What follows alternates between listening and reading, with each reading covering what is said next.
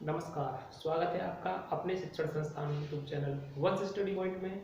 मैं जगमोहन शर्मा आपके साथ हूँ। 23 मई का करंट अफेयर्स और उसमें पढ़ेंगे सबसे पहला क्वेश्चन, भूमि सुधार बिल यानी कि लैंड रिफॉर्म बिल हाल ही में किस देश के द्वारा लाया गया था।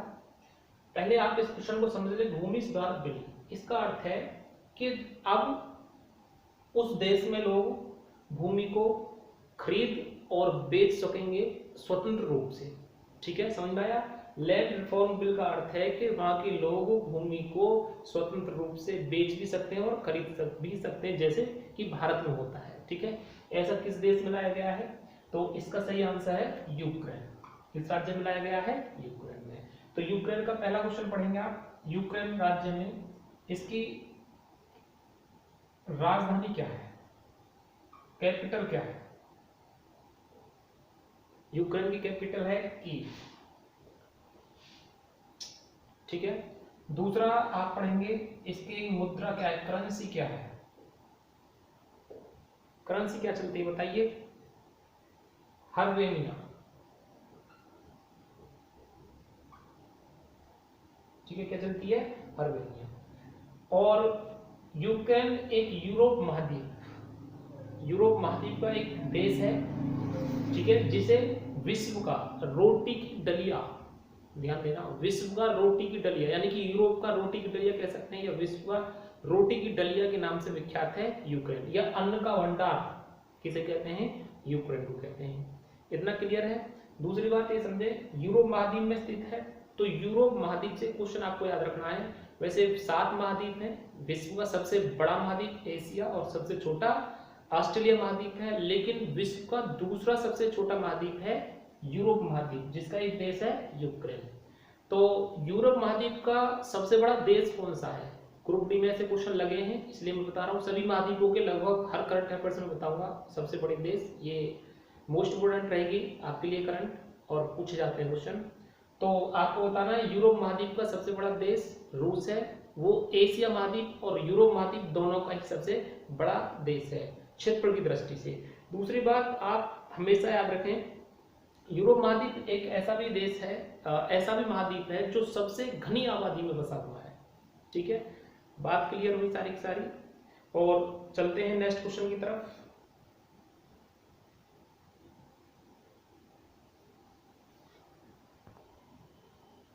देखिए, नेक्स्ट क्वेश्चन है, हाल ही में अमेरिका ने किस भारतीय समाचार पत्र के प्रिंट संस्करण को बंद कर दिया है? ठीक है, अमेरिका से संबंधित क्वेश्चन है, थोड़ा सा ध्यान से सीखें। तो द बंगाल गजट, उदत मार्तंड, भारतीय अवरोध और इनमें से कोई नहीं। ठीक है, तो आप बताएंगे किसको प्रतिबंध किया है? भारतीय अवरोध यानी कि इंडियन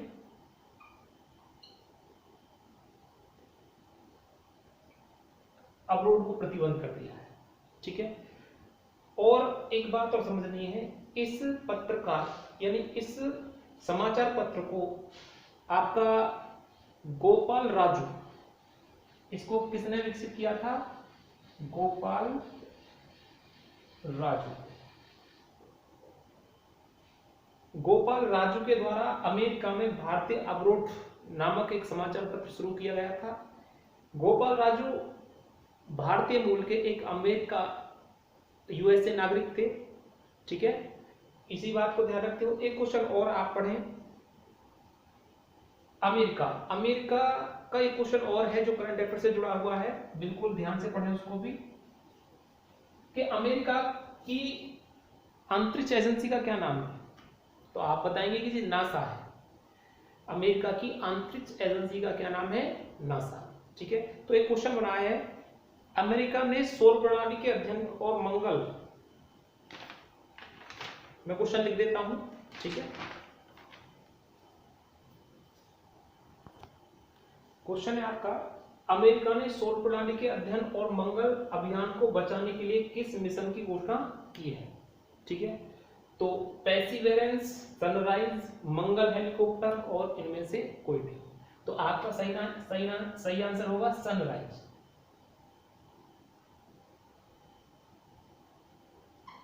किसकी घोषणा की है? सनराइज की। ठीक है, तो इसका थोड़ा सा फुल फॉर्म आप देख लें, सनराइज। सनराइज एक ऐसा अमेरिका के जो ऐसा मंगल अभियान होगा जो सौर प्रणाली के अध्ययन को करेगा, और जो मंगल अभियान होते हैं, जैसे मंगल पर किसी चीज को भेजना है, तो उनमें जितना भी क्रैश होते हैं मंगलयान, उनको रोकेगा, उनकी सुरक्षा प्रदान करेगा। तो उसके लिए नासा ने सनराइज की घोषणा की है। ये अभियान ध्यान रखेंगे बिल्कुल, very very most important question है। सनराइज का फुल फॉर्म पढ़े, सन, इससे पूरा सन बनेगा, आर से बनेगा रेडियो, ठीक है, आर से क्या बनेगा, रेडियो। इंटरफेरोमीटर, फेरोमीटर,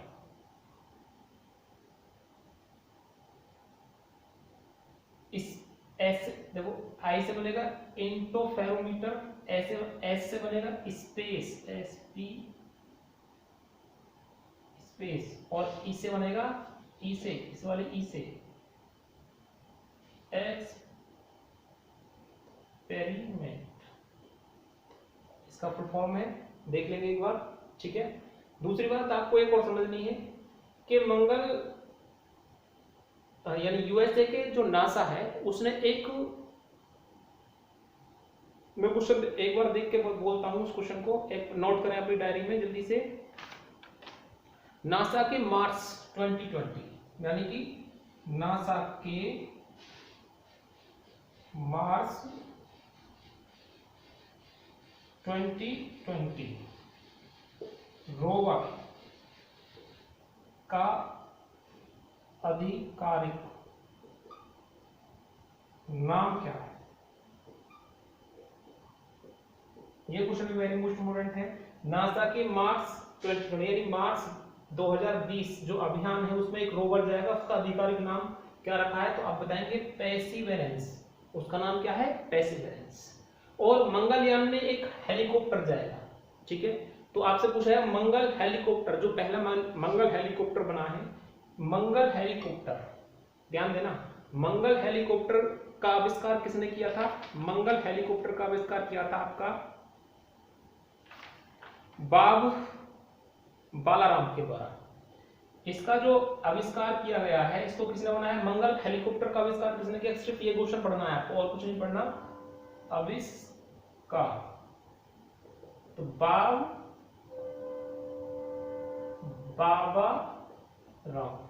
बाबा राम के द्वारा, ठीक है। चलते हैं नेक्स्ट क्वेश्चन की तरफ। नेक्स्ट क्वेश्चन आपका, हाल ही में किस देश ने अपनी मुद्रा का नाम टोमन रखने की घोषणा की है? ईरान, रूस, चीन, भारत, ठीक है। तो आपको इसका सही आंसर है ईरान, ठीक है। ईरान ने अपनी जो मुद्रा है उसका यानी करेंसी है उसका क्या नाम कर दिया है? टोमन, यानी कि टोमन, ठीक है। और ध्यान दें, ईरान एक खाड़ी देश है। ईरान की राजधानी क्या है बताओ? ईरान की राजधानी तेहरान, ठीक है। राजधानी, सॉरी, मुद्रा क्या है बेटा? तो मुद्रा इसकी क्या है? रियाल। और अब क्या होगी? टोमन, ठीक है। और एक बात और आपको याद रखनी है, एक टोमन बराबर, यहां पर एक टोमन बराबर लिख सकते हैं 1000 रियाल के बराबर। किसके बराबर होगा?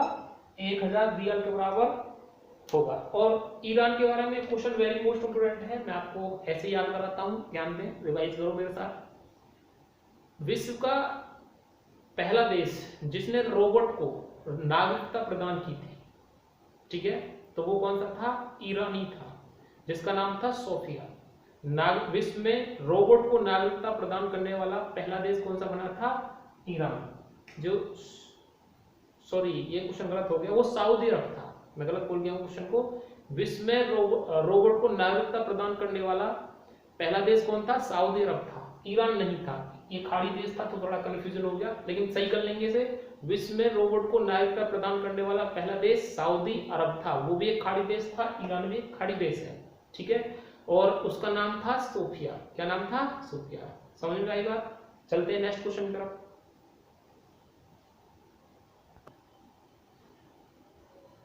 पंद्रह जून 2020 से विश्व बैंक के नए उपाध्यक्ष कौन होंगे? ये क्वेश्चन है आपके सामने।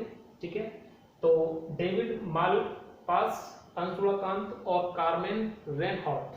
तो ये आपको नाम विश्व बैंक। ठीक है, विश्व बैंक एक अंतरराष्ट्रीय वित्तीय संगठन है। ठीक है, ध्यान दें, विश्व बैंक एक अंतरराष्ट्रीय वित्तीय संगठन है जो दूसरे देशों को पुनर्निर्माण और विकास के लिए मुद्रा प्रदान करता है। ठीक है, हेल्प करता है। यानी अब कोविड-19 चल रहा है, ठीक है, अब विश्व बैंक क्या कर रहा है? 160 अरब डॉलर की मुद्रा दे रहा है 100 देशों को। ठीक है, ऋण उपलब्ध करा रहा है, यानी हेल्प कर रहा है 100 देशों को 160, यानी ध्यान से लिख लेंगे, विश्व बैंक क्या कर रहा है? 100 देशों को 160 अरब यूएसए डॉलर का ऋण प्रदान कर रहा है। ठीक है, तो विश्व बैंक का क्या काम होता है? दूसरे देशों के पुनर्निर्माण और विकास के लिए हेल्प करना। ये एक अंतरराष्ट्रीय वित्तीय संस्था होती है। ठीक है, तो इसका जो उपाध्यक्ष बनेगा 15 जून 2020 से, वो आपको उपाध्यक्ष इतना मोस्ट नहीं है क्वेश्चन, इसका अध्यक्ष पता होना चाहिए, स्थापना पता होना चाहिए, और इसका बैंक का मुख्यालय कहाँ पर है ये पता होना चाहिए। ये क्वेश्चन हमेशा आता रहता है, तो मैं इसको क्वेश्चन को पढ़ लो मेरे साथ। इसमें जो मैं नॉलेज दूंगा बेसिक साइड में से, तो उसको थोड़ा सा ध्यान से सीखना है। कार्मेन रेनहॉर्ट उपाध्यक्ष बनेंगे। ठीक है, वर्तमान में आपको याद रखना है अध्यक्ष कौन है? अध्यक्ष डेविड मालपास, यानी विश्व बैंक के अध्यक्ष कौन है? क्वेश्चन लिख सकते हैं डेविड मालपास। और सीईओ, चीफ एग्जीक्यूटिव ऑफिसर, वर्तमान में कौन है? अंशुला कांत। ठीक है, इन चीजों को ध्यान रखते हुए अब आपको पढ़ना विश्व बैंक का हेडक्वार्टर कहां है?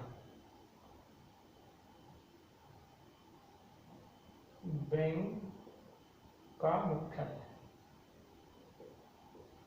बताओ कहां पर है? तो आप बताएंगे वाशिंगटन डीसी।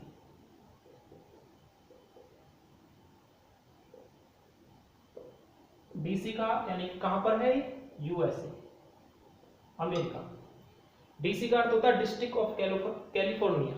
ठीक है, अब इसमें विश्व बैंक का आपसे स्थापना दिवस भी पूछ सकता है। विश्व बैंक की स्थापना IMF यानी इंटरनेशनल मॉनेटरी फंड और एक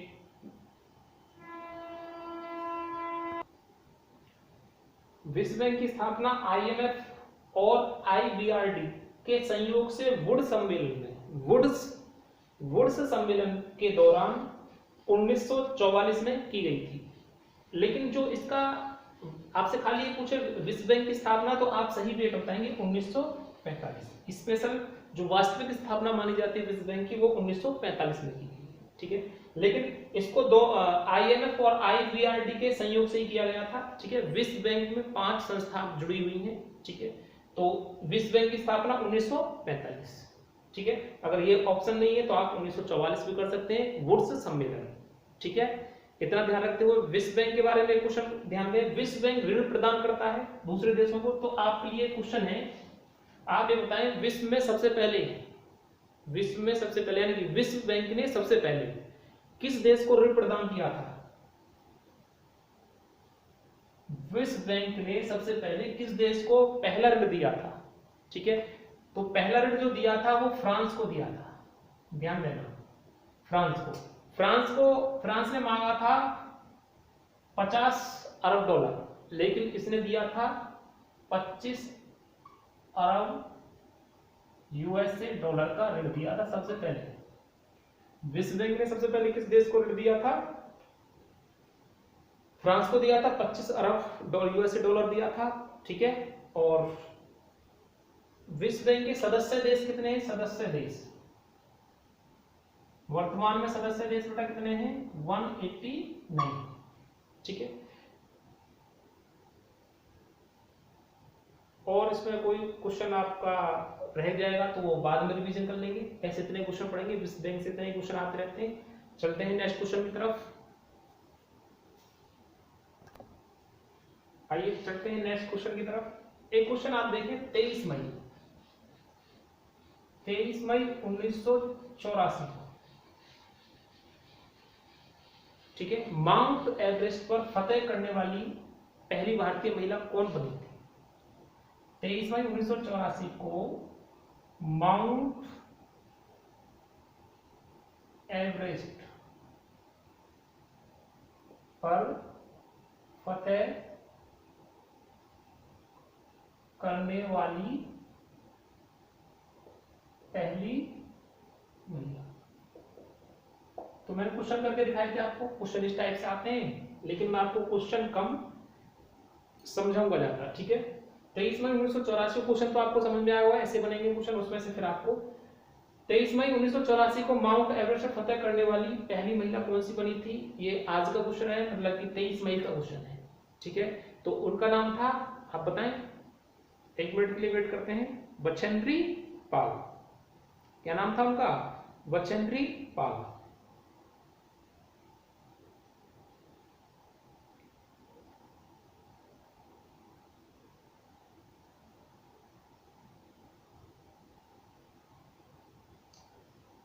क्लियर हुआ पॉइंट? क्या नाम था? बछेंद्री पाल। अब क्वेश्चन उठता है माउंट एवरेस्ट। माउंट एवरेस्ट, थोड़ा सा इसमें एक क्वेश्चन आप पढ़ लें। Mount Everest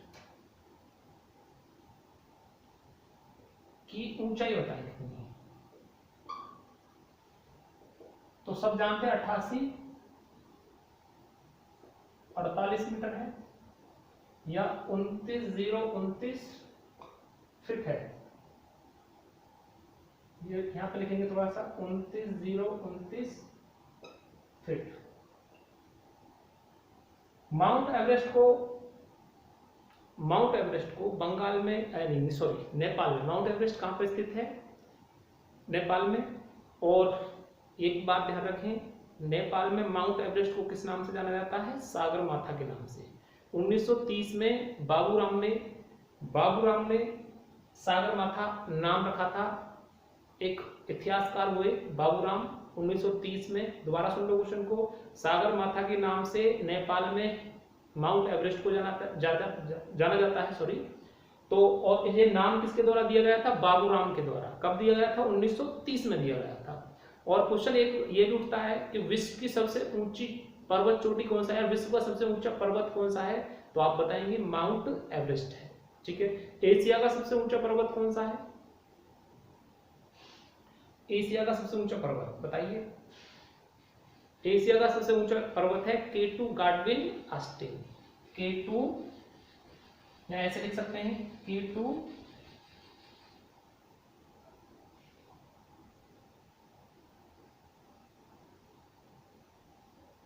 Austin. ये कहां पर है? ये POK, यानी कि भारत, ना तो भारत ना पाकिस्तान, ये उस स्थान पर है जिस पर विवाद है, ठीक है। ना तो इसे भारत में कह सकते हैं पूरी तरह से, ना इसे पाकिस्तान में कह सकते हैं, लेकिन एशिया का सबसे ऊंचा पर्वत है K2 गाडविन ऑस्टिन। आपसे एक क्वेश्चन और पूछा जाता है, भारत का सबसे ऊंचा पर्वत कौन सा है, या पर्वत चोटी कौन सी है, या पर्वत श्रृंखला कह सकते हैं, बताइए जल्दी से। भारत की सबसे ऊंची पर्वत श्रृंखला, तो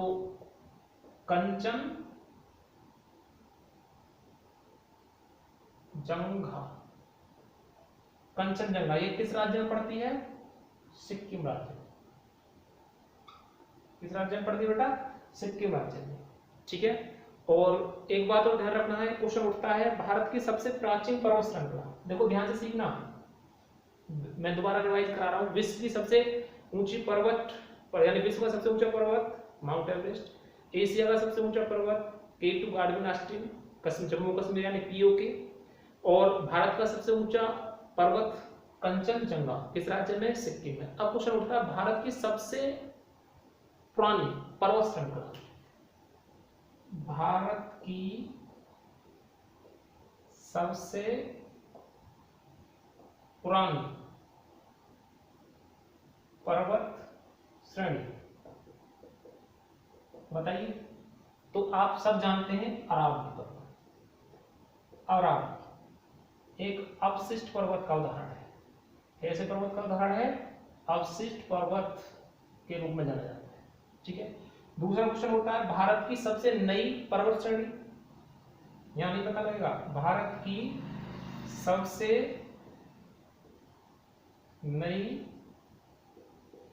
पर्वत श्रेणी, तो आप बताएंगे कौन सी है? भारत की सबसे नई पर्वत श्रेणी कौन सी है?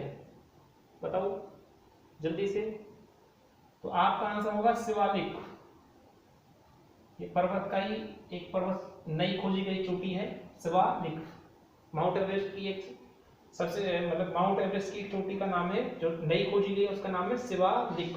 ठीक है। तो भारत की सबसे नई पर्वत श्रेणी कौन सी है?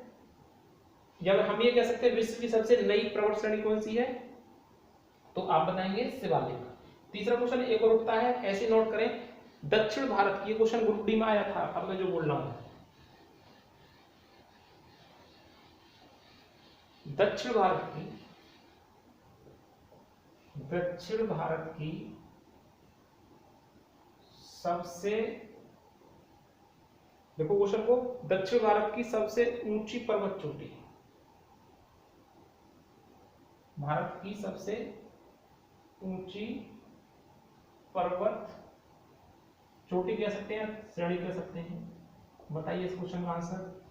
तो आप इसका आंसर लिखेंगे क्या है? अनाई मुंडी। अनाई मुंडी, ये क्वेश्चन ग्रुप डी में आया था, इसलिए ध्यान रखेंगे इस बात को। ठीक है। तो पर्वत से इतने सारे क्वेश्चन हैं। भारत की सबसे ऊंची पर्वत श्रेणी यानी सबसे पुरानी पर्वत श्रेणी अरावली। नई पर्वत श्रेणी कौन सी है? शिवालिक है। और दक्षिण भारत की सबसे ऊंची पर्वत चोटी पूछे तो अनाई मुंडी है। बिल्कुल आप इन क्वेश्चनों को एकदम रट लें। इनमें से क्वेश्चन फिर रिवाइज होगा पेपर में। बढ़ते हैं नेक्स्ट क्वेश्चन की तरफ। 23 मई का एक क्वेश्चन और है। 23 मई 1951, ये डेट बिल्कुल आप याद रखेंगे। 23 मई 1951। और इससे पीछे पढ़ा था आपने 23 मई 1984। 23 मई 1951 को पढ़ने से पहले एक 84 में एक क्वेश्चन और आप समझ सकते हैं कि 1984 में यानी 2 दिसंबर 1984, 2 दिसंबर, इसका बस महीना चेंज हो रहा है, डेट सन वही है 1984। MIC का रिसाव हुआ था, मिथाइल आइसोसाइनेट का रिसाव हुआ था भोपाल गैस कांड, आपको पता होगा मध्य प्रदेश में। इस क्वेश्चन को भी इसके साथ जोड़ लेंगे। और 1900 में इन अंकों को चेंज कर दें, 1948 सन, सिर्फ सन बता रहा हूं इसमें। 1948 में महात्मा गांधी की मृत्यु हुई थी, नाथुराम गोडसे ने जब गोली मार दी थी। ठीक है। तो 1948 संख्या चेंज कर देंगे। और यहां पर 1984 में इंदिरा गांधी की मृत्यु हुई थी, जिसके बाद आपके राजीव गांधी को 9वें प्रधानमंत्री के रूप में नियुक्त कर दिया गया था। ठीक है। और उसके देखिए चेंज कर दें, 4 इधर 8 इधर, यानी 1948 में महात्मा गांधी की मृत्यु हुई थी। इन दोनों बातों को याद रखेंगे। बढ़ते हैं नेक्स्ट क्वेश्चन की तरफ। 23 मई 1951, मैं आज इस क्वेश्चन को बता रहा था। 23 मई 1951 चीन ने तिब्बत पर अधिकार स्थापित किया। चीन ने तिब्बत पर अधिकार स्थापित किया था। ठीक है। इस बात को थोड़ा ध्यान रखिए, लिखने में समझ में आ रहा है ना सबके? स्थापित किया था। और ये भी बात याद रखना है आपको, दलाई लामा एक चीनी व्यक्ति थे उनके संयोग से चीन ने तिब्बत पर अधिकार स्थापित किया था। और तिब्बत में एक क्वेश्चन है, तिब्बत में स्थित, एक और क्वेश्चन पढ़ लीजिए, तिब्बत में स्थित पामीर के पठार को विश्व की छत के नाम से जाना जाता है। विश्व की छत किसे कहते हैं? तो पामीर के पठार को कहते हैं रूफ ऑफ द वर्ल्ड, विश्व की छत कह सकते हैं या roof of the world, roof of the world के नाम से किसे जाना जाता है? पामीर के पठार को। ठीक है, और ये कहां पर स्थित है? तिब्बत में स्थित है। तिब्बत एक चीन का हिस्सा है। ठीक है, और एक और क्वेश्चन लें, 23 मई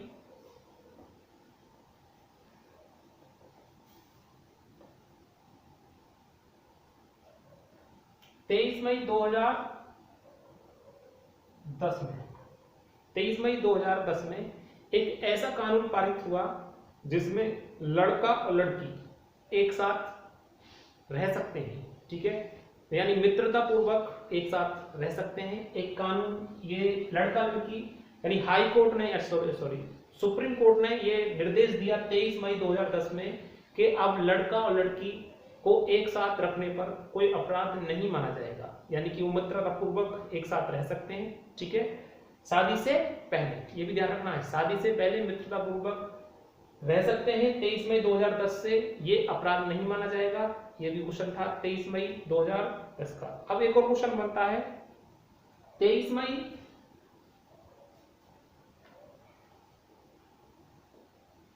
1848, सीधी बात है 1848 में सबसे पहले इंसान को उड़ाने वाले व्यक्ति, इंसान को सबसे पहले उड़ाने वाले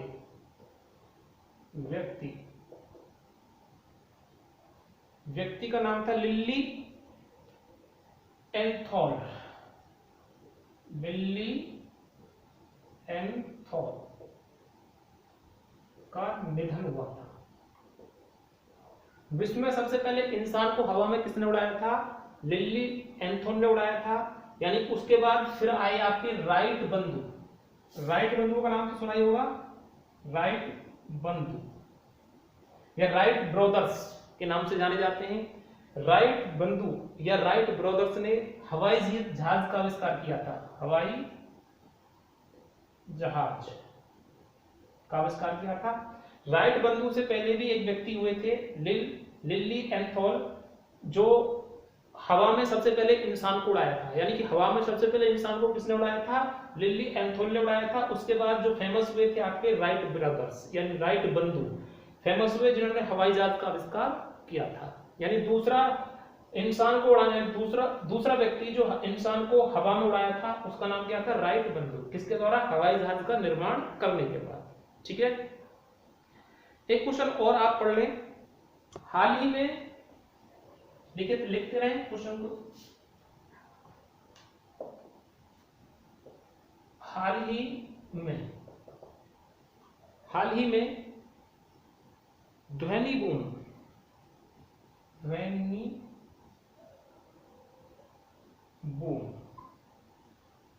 यानी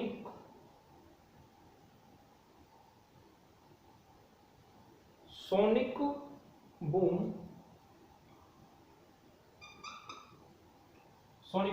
या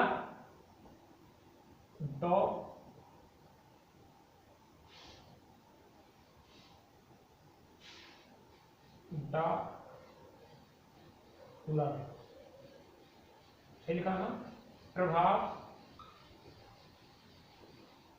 किस शहर में सुनाई या सुनाई दिया। तो ध्वनि बूम क्या होता है? ध्वनि बूम होता है डॉपलर प्रभाव होता है कि श्रोता और स्रोत के बीच ध्वनि का जो परिवर्तन के साथ जो सुनाई देती है ध्वनि, उसे डॉपलर प्रभाव कहते हैं। और ये जो डॉपलर प्रभाव अभी देखा गया है, ठीक है, वो कहां पर देखा गया है? बंगलुरु में सुनाई दिया है। ठीक है, ये क्वेश्चन साइंस का है, इसका बड़ा विस्तार है, लेकिन आप बस इतना ध्यान रखें, ध्वनि बूम हाल ही में किस शहर में देखने को मिला, सुनाई दिया, तो आप याद रखें बंगलुरु। इलेक्ट्रिक सिटी के नाम से जाना जाता है। ठीक है, या साइक्लोन वैली कह सकते हैं बंगलुरु को। कर्नाटक की राजधानी है। कहां पर है ये? कर्नाटक। तो आज का करंट अफेयर्स इतना ही। नमस्कार।